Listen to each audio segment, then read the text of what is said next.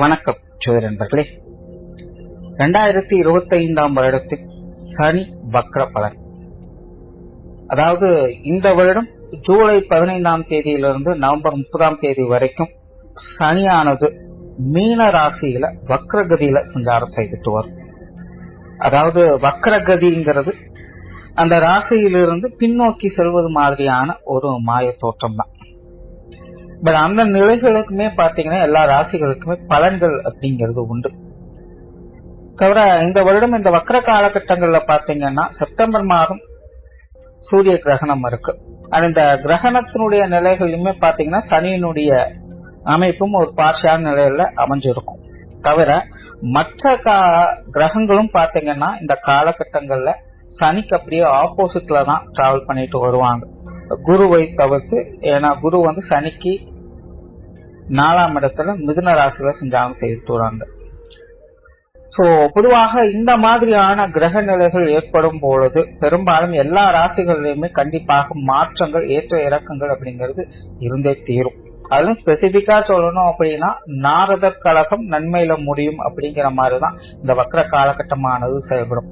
கண்டிப்பா ஏறக்குறைய 5.5 மாத காலகட்டங்கள் இந்த வக்ர நிலை செயல்படுது அப்படின்னா முதல் 3 மாதங்கள் அப்படிங்கிறது நிறைய சங்கடங்கள், பிரச்சனைகள் அப்படிங்கிறது நிச்சயமாக இருந்தே தீரும். கடைசி 2.5 மாதங்கள் அப்படிங்கிறது அந்த பிரச்சனைகளுக்கு சொல்யூஷன் அப்படிங்கிறது கிடைக்கும்.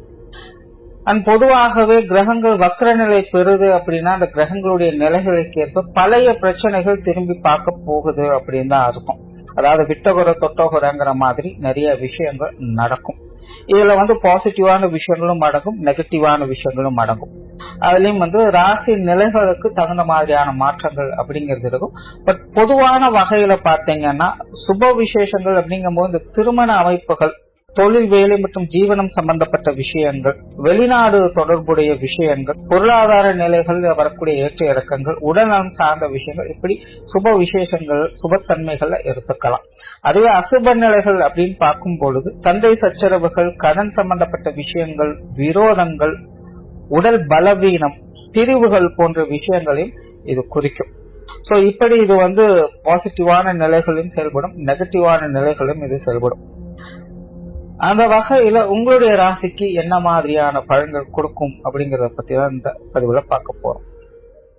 மீனம் ராசி. மீன ராசிக்கு உங்களுடைய ராசியிலேயே சனி அடுத்த 5.5 மாத காலகட்டங்களுக்கு வக்ரகதியில செயல்பட்டு வரும். அண்ட் மீன ராசிக்கு சனியானவர் பாத்தீங்கன்னா லாபாதிபதியாகவும் விரையாதிபதியாகவும் செயல்பட்டு வரக்கூடியவங்க. லாபத்தை கொடுக்கறவும் சனிதான், நட்டத்தை ஏற்படுத்துவதும் சனி. அதனாலதான் மீன ராசிக்காரங்களுக்கு எல்லாம் பாத்தீங்கன்னா எப்பவுமே இந்த கொடுக்கல் வாங்கல் முறைகளிலே பெரும்பாலான விஷயங்கள் நடக்கும். ஒன்றை கொடுத்தாதான் இன்னொன்னு கிடைக்கும் அப்படிங்கிற மாதிரியா தான் இருக்கும். ஏதோ ஒரு விஷயத்த கான்ட்ரிபியூட் பண்ணியே ஆகணும், சும்மா எல்லாம் எதுவும் கிடைக்காது. இது மீன ராசிக்காரங்களுக்கு எப்பவுமே ஒரு எழுதப்படாத விதி அப்படிங்கிற மாதிரி செயல்பட்டு இருக்கும். இதுக்கு மெயின் காரணம் பாத்தீங்கன்னா இந்த சனியினுடைய நிலைதான். அண்ட் மீன ராசிக்கு பாத்தீங்கன்னா 7.5 சனி ஆனது ஆரம்பிச்சு இப்ப ஜென்மச்சனி ஆனது நடந்துட்டு இருக்கு. இந்த ஜென்மச்சனி காலத்துல ராசியிலே, ஜென்ம ராசியிலேயே சனியானவர் வக்ரகதியில செயல்பட்டு வர்றாங்க. இந்த அமைப்பானது மீனராசிக்காரங்களுக்கு அதிகப்படியான ஏற்ற இறக்கங்களை கொடுக்கும். நல்லது கெட்டது, சரி தவறு அப்படின்னு இந்த காலகட்டங்கள்ல உங்களால எதையுமே புரிஞ்சுக்க முடியாது. கெட்டதுலயும் ஒரு நல்லது நடந்தது, நல்லதுலயும் ஒரு கெட்டது நடந்தது அப்படிங்கிற மாதிரி எல்லா விஷயங்களும் போகும். சோ அதனால எந்த ஒரு விஷயங்கள், காரியங்கள் அல்லது மனிதர்கள் வகையிலும் எந்த ஒரு பாகுபாடுகளையும் பார்க்காதீங்க. நேர்மறையான எண்ணங்கள் அதிகம் தேவைப்படக்கூடிய ஒரு காலகட்டம். எல்லாத்தையுமே ஒரு பாசிட்டிவ் அப்ரோச்சாவே பாருங்க.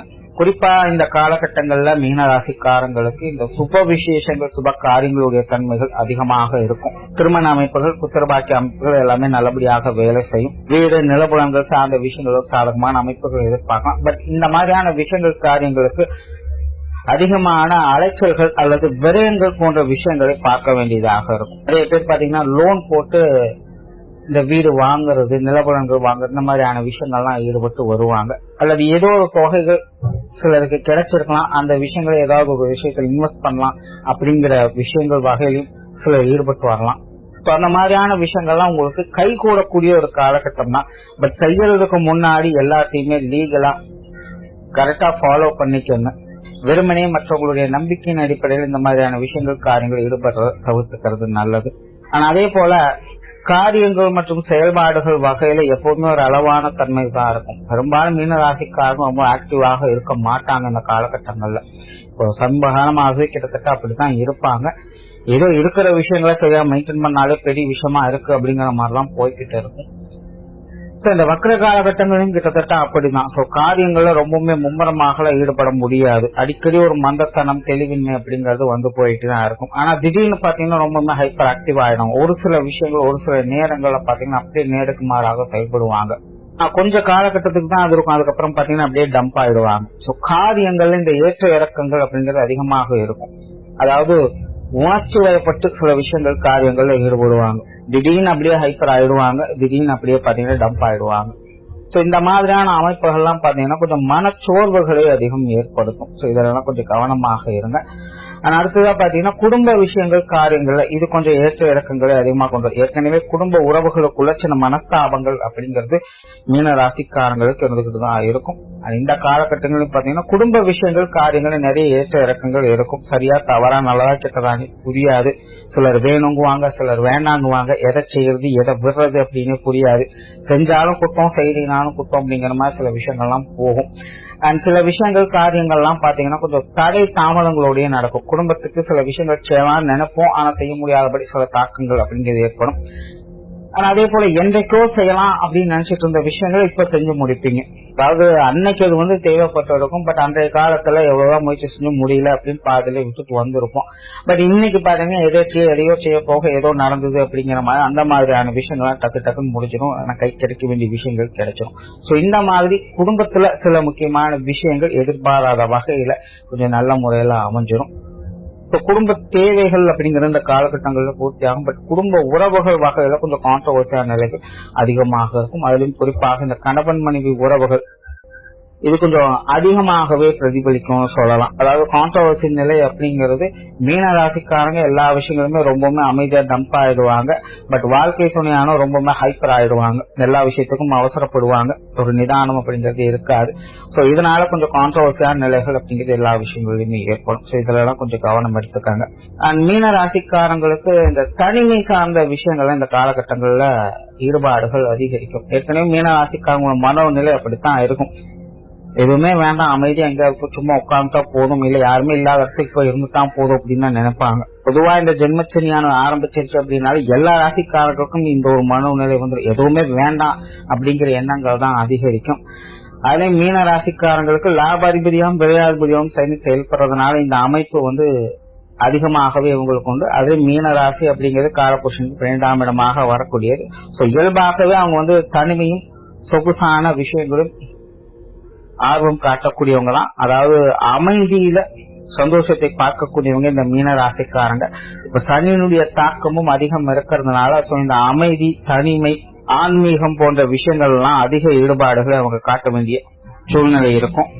அதனால இந்த மாதிரியான விஷயங்கள் காரியங்கள்லாம் ஒரு சுமூகமான மாற்றங்களை எதிர்பார்க்கலாம்.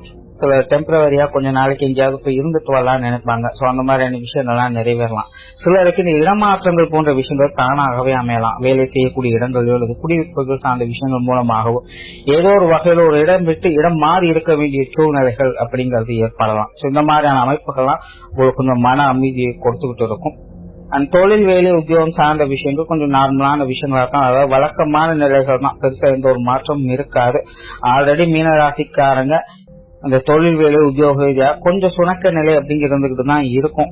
எதையோ எதிர்பார்த்து ஓடிக்கிட்டு இருக்கும், நடந்தா சரி அப்படிங்கிற ஒரு மைண்ட் செட்ல தான் இருப்பாங்க. கிட்டத்தட்ட அதே மாதிரியான நிலைகள் ஒரு தொடர்கதையாகத்தான் இருக்கும். சில புதிய விஷயங்கள் காரியங்கள் வகையில உங்களுக்கு சில சாதகமான அமைப்புகள் இருக்கும்.